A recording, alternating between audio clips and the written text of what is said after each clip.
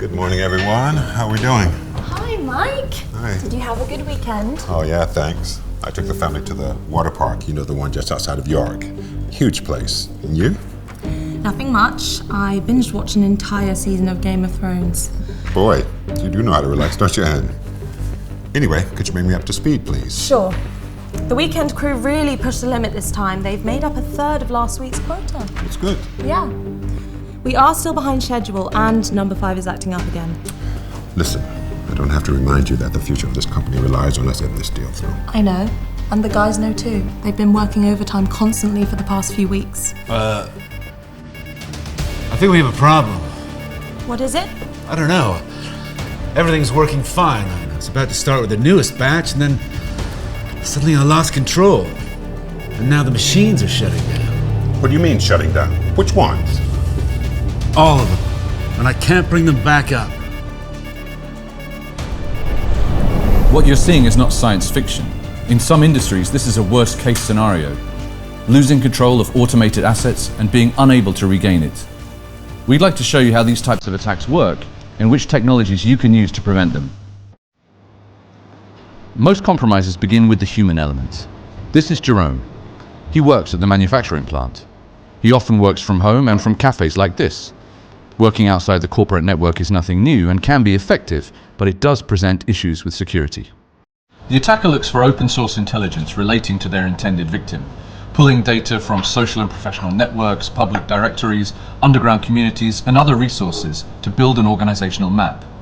A targeted search engine query uncovers a recent PDF document created by an employee, and the metadata of the document reveals exactly which version of Acrobat Reader is in use at the target organization, allowing them to create a malicious PDF document containing just the right exploit. A mail with the malicious file attached arrives in the target's Office 365 inbox. It's well targeted and appears legitimate. The victim reads the attachment and moves on, thinking no more of it. Silently, in the background, the exploit drops an initial payload which establishes a command and control channel back to the attacker. Eventually, Jerome brings the infected device into the corporate network and logs on. The malware begins stealthily to spread. The initial goal of the attacker is to move laterally through the compromised environment. They find a web app running in a container that has a well-known vulnerability, which has been distributed via publicly available libraries on the web. Exploiting the vulnerability, the attacker gains root access and pivots back to the internal network. Eventually, this reconnaissance discovers a poorly secured unofficial bridge between the IT and OT networks, exposing the valuable industrial control systems to attack.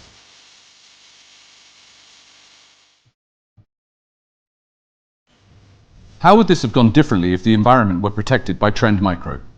Let's have a look.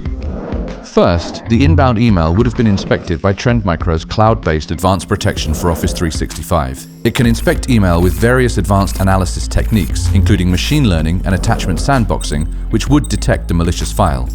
At the endpoint, the email attachment is inspected pre-execution using various advanced techniques, and at runtime, the Acrobat exploit may be detected using behavioral analysis or machine learning. Communications to known CNC can be blocked, and lateral movement rules can detect attempts to spread.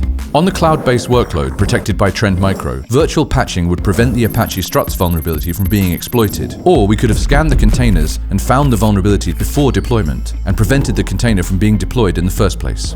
On the network, Trend Micro will detect unusual traffic and block exploits of known or pre-disclosure vulnerabilities.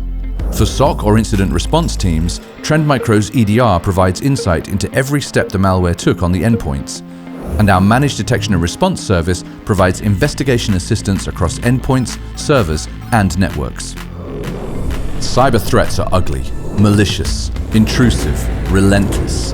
They are overwhelming and chaotic, but through the graceful orchestration of our proven foresight, X-Gen security strategy, and passionate people, we enable our customers to prepare for, withstand, and rapidly recover from threats, turning cybersecurity into something beautiful.